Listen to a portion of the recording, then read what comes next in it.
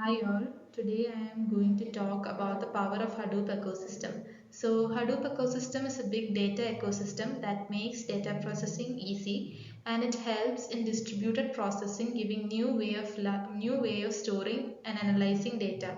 So in this presentation we will be explaining in detail the various components of Hadoop. So the first component is Hadoop distributed file system. So it is a file system architecture that is based on master-slave design. It is a cluster of slave computers that store the entire data and a master computer that manages the slaves. It is used to store large amount of data that can be easily accessed and processed. It is suitable for data-intensive applications like log processing and data warehousing.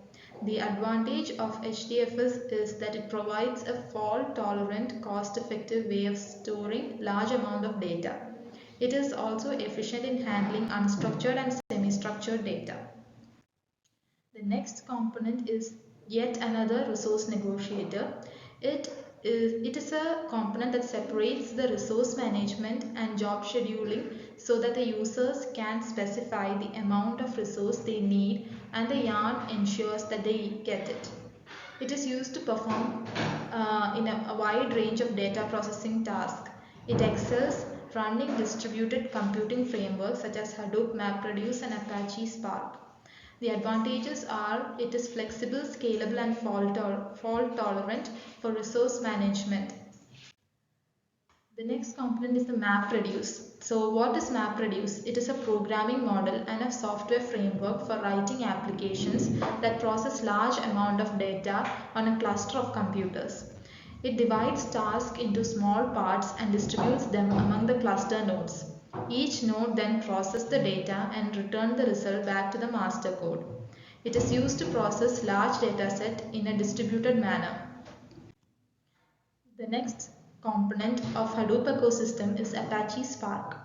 So Apache Spark is an open source distributed computing system that provides high speed data processing. It can be used for a wide range of tasks such as batch processing, stream processing, machine learning and graph processing.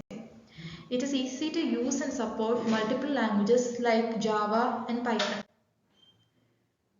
The two main components of the Hadoop ecosystem is Big and Hive. So Hive is a data warehousing framework that provides SQL-like interface. It uses HQL, that is Hive Query Language, to retrieve data.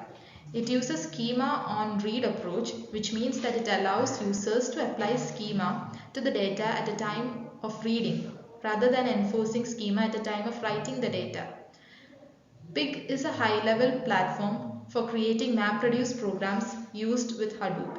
It provides procedural language for creating data flows that is suitable for job and requires multiple data transformation. It abstracts complexities of writing MapReduce jobs. It uses a scripting language called Pig Latin, which is simple and can be used by data analysts and developers to express their ideas and transformations. Next is HBase. HBase is a column-oriented NoSQL database that provides random real-time write-read access to big data. It is used for high-speed data access in real-time situations where data is not structured frequently. It is a scalable and fault-tolerant database that can store large amount of unstructured data. The next components are Mahout and Spark MLib. Mahout is a machine learning library that features algorithms such as clustering, collaborative filtering, and classification, whereas Spark MLib is a scalable machine learning library for Spark that is used for clustering, regression, and classification. It can be used for large dataset so that the data processing is faster.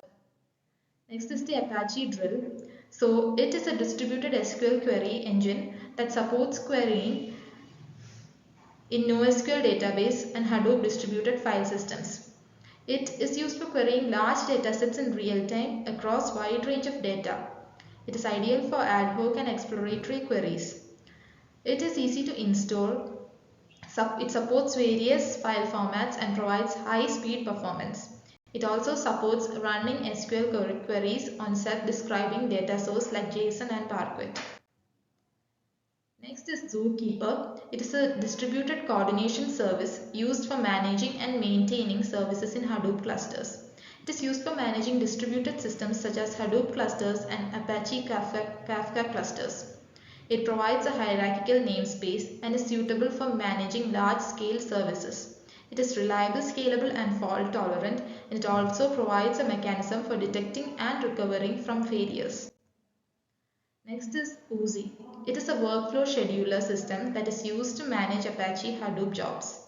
It works by defining a series of jobs and action to be executed. It sends the job to Hadoop for execution and monitor their progress. It supports multiple job types like MapReduce, Spark, and Pig. It is used for coordinating jobs in Hadoop clusters and can be used for complex data processing with multiple dependencies. Next is the Flume and Scoop.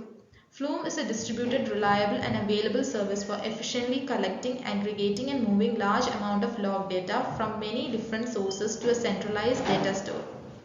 Scoop is used to transfer data between Hadoop and structured data, like relational databases. It can import data into Hadoop from a database as well as export data from Hadoop into a database. The next two components are Solr and Lucene. Solr is a search platform built upon Apache Lucene.